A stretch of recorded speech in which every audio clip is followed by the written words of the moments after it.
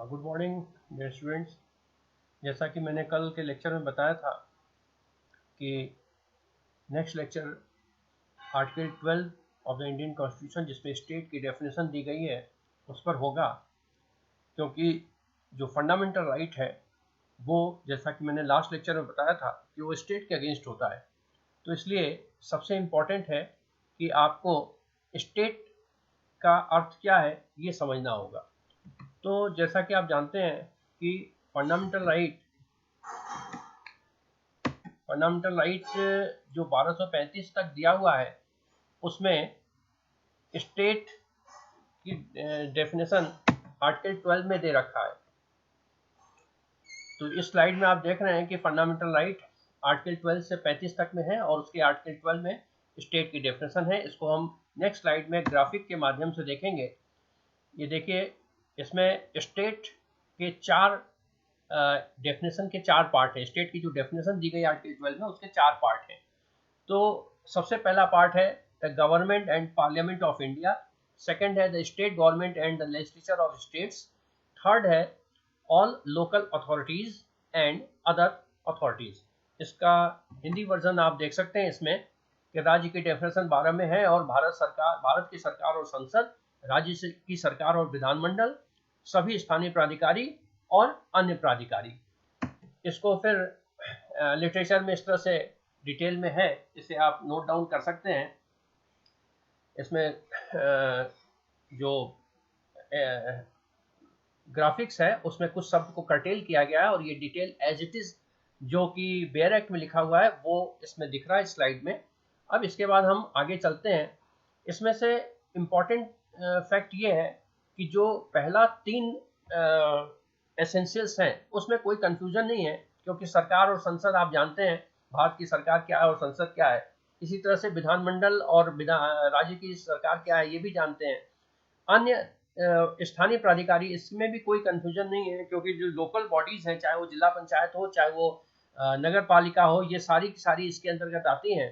क्योंकि आपको पता है कि भारत में 3 टियर गवर्नमेंट काम करती है। सेंट्रल लेवल पर एक गवर्नमेंट, स्टेट लेवल पर दूसरी गवर्नमेंट और लोकल लेवल पर तीसरी गवर्नमेंट। तो ये जो तीनों गवर्नमेंट है वो पहले, दूसरे और तीसरे एसेंशियल्स में कवर हो जाती है। जो चौथा पॉइंट है अन्य प्राधिकारी या अदर अथॉरिटीज, ये बहुत क्रूशियल है, क्योंकि इसमें न तो संविधान में इसकी कोई परिभाषा दी गई है और न ही किसी एक्ट के अंतर्गत इसको डिफाइन किया गया है। तो अन्य प्राधिकारी में कौन से निकाय शामिल होंगे, कौन सी बॉडी शामिल होगी, इसका हमेशा से एक प्रश्न बना रहा है और इस पर सुप्रीम कोर्ट ने बहुत सारे निर्णय भी दिए हैं। तो आज हम देखेंगे कि अन्य प्राधिकारी के अंतर्गत कौन इसके अंतर्गत सम्मिलित है और कौन नहीं सम्मिलित है। जैसा कि आप देख रहे हैं यहाँ पे स्लाइड में कि सरकार शब्द के तात्पर्य सरकार के नियंत्रण के तहत एक विभाग के या सरकार के किसी संस्थान में शामिल करने से। आमतौर पर हम सरकार का क्या अर्थ समझते हैं? सरकार का अर्थ यही समझते हैं कि ऐसी कोई भी बॉडी, ऐसा कोई भी निकाय जो सरकार के पैसे से चल रही हो या सरकार का उस पर नियंत्रण हो या सरकार के देख रेख में ओवरऑल कंट्रोल सरकार का हो। तो जो स्थानीय प्राधिकारी है उसका जो एक्सप्रेशन है उसके अंतर्गत भी कुछ इसी तरह के अर्थ होंगे, ऐसा अनुमान लगाया जाता है। अगर हम जनरल क्लॉजेज एक्ट की बात करें तो जनरल क्लॉजेज एक्ट 1897 के सेक्शन 3 सब क्लॉज 31 में स्थानीय प्राधिकारी या लोकल अथॉरिटीज को डिफाइन किया गया है।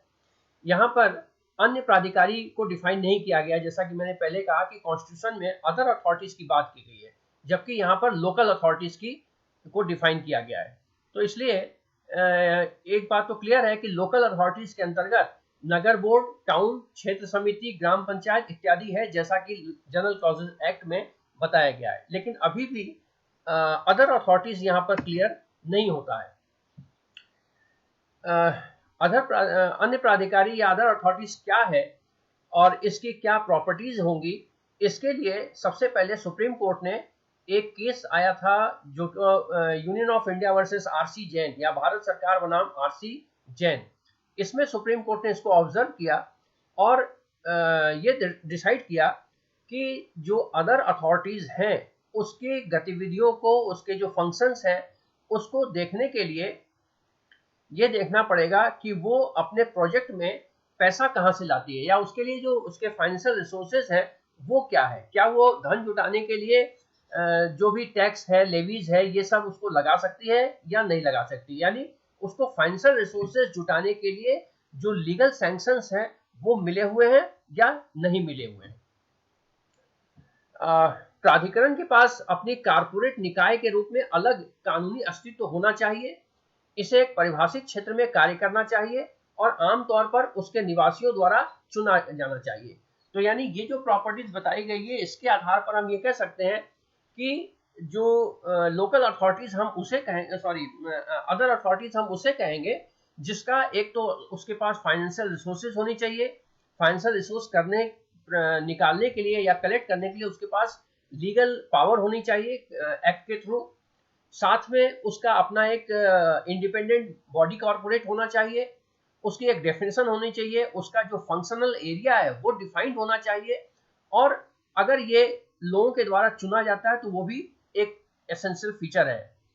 हालांकि बाद के कोर्ट में बाद के जजमेंट्स में ये कहा गया कि ये एक एसेंशियल फीचर नहीं है, क्योंकि इससे तो केवल वो बॉडी इसके अंतर्गत आती है जो कि डेमोक्रेटिक प्रोसेस से चुनी जाती है। लेकिन बाद में बहुत सारे ऐसे संस्थाएं हैं जो कि इलेक्शन पर बेस्ड नहीं है, लेकिन फिर भी सुप्रीम कोर्ट ने उसे अदर अथॉरिटीज के रूप में डिसाइड किया है, जैसा कि अजय हासिया के केस में आप देख सकते हैं, जो बाद के स्लाइड्स में दिखाया जाएगा। तो इस तरह से एक सेकंड पैराग्राफ और इसमें है कि कुछ निश्चित स्वायत्तता के साथ स्वयं तय करने के लिए स्वतंत्रता होनी चाहिए, इसे एक ऐसे सरकारी कार्य और कर्तव्य वैधानिक रूप से सौंपा जाना चाहिए जैसा कि आमतौर पर सभी निकायों को सौंपा जाता है। तो ये सारी चीजें जो है वो स्थानीय, इस स्लाइड में आप देख सकते हैं कि स्थानीय प्राधिकारी जैसा कि जनरल क्लॉजेस एक्ट में दिया गया है, इसकी प्रॉपर्टीज को ऑब्जर्व करते हुए ये चीजें भारत सरकार बनाम आरसी जैन के केस में सुप्रीम कोर्ट ने कहा था। लेकिन अभी भी बात वहां पर अटकी है कि अदर अथॉरिटीज के अंतर्गत कौन है, ये तो लोकल अथॉरिटीज की बात हो रही है। तो अब अदर अथॉरिटीज में क्या यही प्रॉपर्टीज होनी चाहिए या कुछ अन्य होना चाहिए, इसके लिए हम आगे देखते हैं कि अदर प्रॉपर्टीज को, अदर अथॉरिटीज को किस ढंग से डिफाइन किया गया है। तो आर्टिकल ये मैं बता चुका हूं आपको कि आर्टिकल 12 में अदर अथॉरिटीज को ना तो डिफाइन किया गया और न ही किसी कानून में डिफाइन किया गया। जो जनरल क्लॉजेस एक्ट की बात हो रही है उसमें लोकल अथॉरिटीज को डिफाइन किया गया है, न कि अदर अथॉरिटीज को डिफाइन किया गया है। तो अब इसमें सुप्रीम कोर्ट के जजमेंट्स को ही हमें देखना पड़ेगा, और सुप्रीम कोर्ट ने बहुत सारे जजमेंट्स में इस चीज को अलग अलग ढंग से डिफाइन किया है, और आज की तारीख में जो उसका स्कोप है वो काफी वाइडर हो चुका है।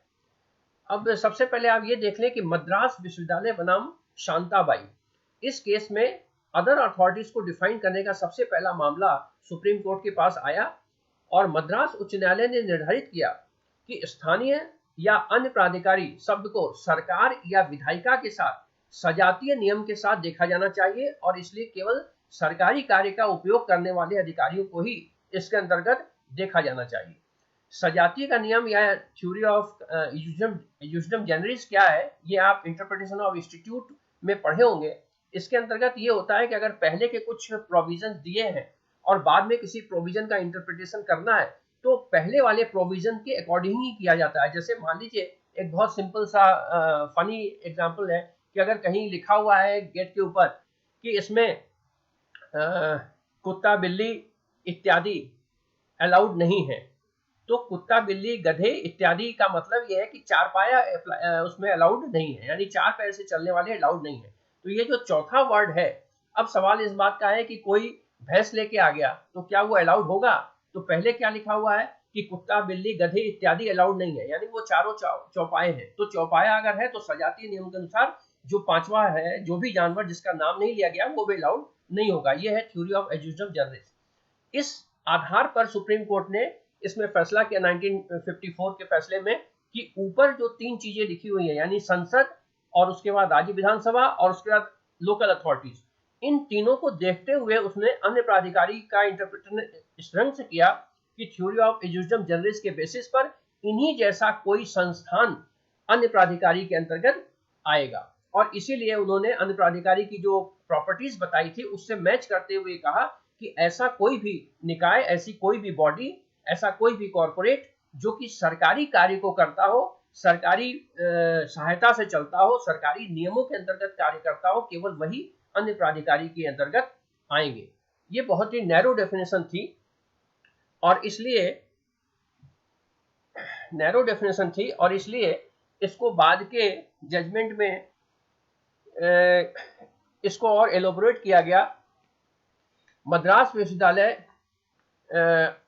और इसका लॉजिक क्या था? लॉजिक ये था कि मद्रास विश्वविद्यालय 1923 के एक अधिनियम के द्वारा इस्टेब्लिश किया गया था और ये जो है राज्य सरकार के द्वारा इसमें कोई जो है न तो अनुदान मिलता था और न ही इसे कोई प्रोटेक्शन मिला हुआ था। तो इस बेसिस पर सुप्रीम कोर्ट ने इसको एक अदर अथॉरिटीज के अंतर्गत मानने से इनकार कर दिया। क्यों? क्योंकि ये राज्य सरकार के या सरकार जैसे, यानी आर्टिकल 12 के जो पहला, दूसरा और तीसरा पॉइंट है उसके अनुसार उसके जैसा नहीं था। तो इस कारण से सुप्रीम कोर्ट ने इसको अदर अथॉरिटीज मानने से इनकार कर दिया और इस तरह से आर्टिकल 12 में भी राज्य के अंतर्गत इसको नहीं माना। अब ये जो फैसले हैं, इस फैसले के अनुसार सजाती के नियमों के आधार पर केवल उन अधिकारियों को अन्य प्राधिकारी में सम्मिलित किया जा सकता है जो कि अनुच्छेद 12 के नामित अधिकारियों की प्रकृति के समान है, अर्थात भारत सरकार, केंद्रीय सरकार, प्रत्येक राज्य की सरकार और राज्य का विधानमंडल। ये इंटरप्रिटेशन है जो कि पिछला जो केस मैंने बताया मद्रास यूनिवर्सिटी का बनाम शांताबाई का, इसमें जो जजमेंट दिया सुप्रीम कोर्ट ने उसका ये आधार था। लेकिन इसका मतलब यह है कि केवल सरकारी या संप्रभु कार्य का प्रयोग करने वाले अधिकारी ही अन्य अधिकारियों अभिव्यक्ति के अंतर्गत आएंगे। यानी जो शांताबाई के केस में जो सुप्रीम कोर्ट ने जजमेंट दिया, उस जजमेंट का इंटरप्रिटेशन क्या हुआ? उसका इंटरप्रिटेशन ये हुआ कि जो केवल सरकारी कानून के अंतर्गत निर्धारित निकाय हैं, जो सरकारी कार्य को करते हैं, जिसको कानून की शक्ति मिली हुई है या फिर जिसे सरकार ने पूरी तरह से प्रायोजित कर रखा है फाइनेंशियल तरीके से, केवल वही अन्य अधिकारी के अंतर्गत आएंगे। और इसको एक नया नाम दिया गया, वो दिया गया कार्यकलाप, इंस्ट्रूमेंटलिटी ऑफ द गवर्नमेंट। तो अगर कोई निकाय, कुल मिलाकर शांताबाई के जजमेंट का अगर एक लाइन में हम बात करें तो सिर्फ ये है कि अगर कोई बॉडी इंस्ट्रूमेंटलिटी ऑफ द गवर्नमेंट है तो ही वो अदर अथॉरिटीज के अंतर्गत आएंगी, अदरवाइज नहीं आएंगी। तो इस तरह से इंस्ट्रूमेंटलिटी ऑफ द गवर्नमेंट का एक नया कंसेप्ट जनरेट हो गया इस शांताबाई के केस में। अब इसके बाद कई केसेस लगातार आए जिसमें कि सुप्रीम कोर्ट ने इस इंस्ट्रूमेंटलिटी वाले पार्ट को भी चैलेंज ऑब्जर्व किया। इसमें एक बहुत इंपॉर्टेंट केस है राजस्थान राज्य विद्युत बोर्ड बनाम मोहनलाल का case, Rajasthan state electricity board versus Mohanlal, 1967 का केस है। इसमें कोर्ट ने यह ऑब्जर्व किया कि क्या अदर अथॉरिटीज के अंतर्गत केवल वही निकाय सम्मिलित किए जाएंगे जो कि भारत के सरकार के नियंत्रण में है या अन्य भी उसमें सम्मिलित है। यहाँ पर कोर्ट ने यह निर्धारित किया कि अन्य प्राधिकारी अभिव्यक्ति कानून द्वारा बनाए गए प्रत्येक निकाय और भारत के क्षेत्र में या उसके अधीन या भारत सरकार के नियंत्रण में है तो प्रत्येक कार्य इसके भीतर सम्मिलित करने के लिए पर्याप्त है। यानी ऐसा कोई भी निकाय जो भारत सरकार के नियंत्रण में है, भारत सरकार के अधीन है, भारत के राज्य क्षेत्र के अंतर्गत है, कानून द्वारा प्राधिकृत है, तो वो सब के सब अदर अथॉरिटीज के अंतर्गत सम्मिलित हो गए। यहाँ पर उन्होंने सजाती के नियम को एक तरह से इग्नोर किया। तो कोई ये जरूरी नहीं है कि जब वो फर्स्ट फी जैसा हो तभी वो इसके अंतर्गत सम्मिलित किया जाए, अदरवाइज नहीं किया जाएगा। तो इस तरह से इस केस में जैसा कि मैंने कहा कि एजुजम जनरेस के प्रिंसिपल को लगभग उन्होंने एक तरह से अस्वीकार कर दिया, क्योंकि एजुजम जनरेस का जो प्रिंसिपल है वो इस कंसेप्ट को बहुत नैरो कर देता है और रियली वो इसका इंटेंशन नहीं है। और वैसे भी फंडामेंटल राइट के बारे में जब आप एडवांस में पढ़ेंगे तो वहां पर ये देखने में आएगा कि 1973 में जो केशवानंद भारती का केस आया और 1976 में जो मेनका गांधी का केस आया, इस मेनका गांधी के केस के बाद जो सुप्रीम कोर्ट का अप्रोच है, जुडिशियल ट्रेंड है, वो 1950 से लेकर 75 तक और 75 ऑनवर्ड काफी चेंज है, लगभग नॉर्थ पोल साउथ पोल जैसा है। 75 तक के जो जजमेंट्स हैं वो फंडामेंटल राइट के बारे में बहुत ही नैरो अप्रोच क्रिएट करते हैं और जबकि 75 ऑनवर्ड्स सुप्रीम कोर्ट के जो जजमेंट है वो फंडामेंटल राइट को बहुत ज़्यादा वाइडर करते हैं। तो अगर हम एजुजडम जनरलिस के बेसिस पर हम अदर अथॉरिटीज को डिफाइन करते हैं या उसके स्कोप को ढूंढने की कोशिश करते हैं, तो इसका स्कोप बहुत ही नैरो हो जाता है और वो फिर केवल सरकारी क्रियाकलाप तक ही सीमित हो जाता है।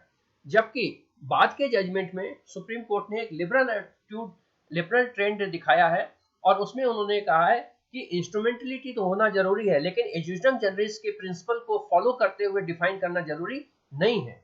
तो ऐसे कंडीशन में इंस्ट्रूमेंटलिटी की जब हम बात करते हैं तो कौन से चीजें इंस्ट्रूमेंटलिटी के लिए माना जाएगा, यानी उसके कौन से ऐसे टेस्ट होंगे, कौन से उसके मेजर्स होंगे जिस पर यह कहा जाएगा कि वो इंस्ट्रूमेंटलिटी ऑफ द गवर्नमेंट है या नहीं है, इसको बाद के जजमेंट्स में बहुत एलोबरेट किया गया है। तो चूंकि उसमें कई सारे केसेस हैं और ये आज का वीडियो काफी लंबा हो जाएगा, तो मैं नेक्स्ट लेक्चर में वो सारे जजमेंट्स को लेकर आऊंगा और उन जजमेंट्स के इंटरप्रिटेशन क्या होंगे इनके बारे में डिस्कस करेंगे। ओके, आज के लिए इतना पर्याप्त है। Okay, thank you.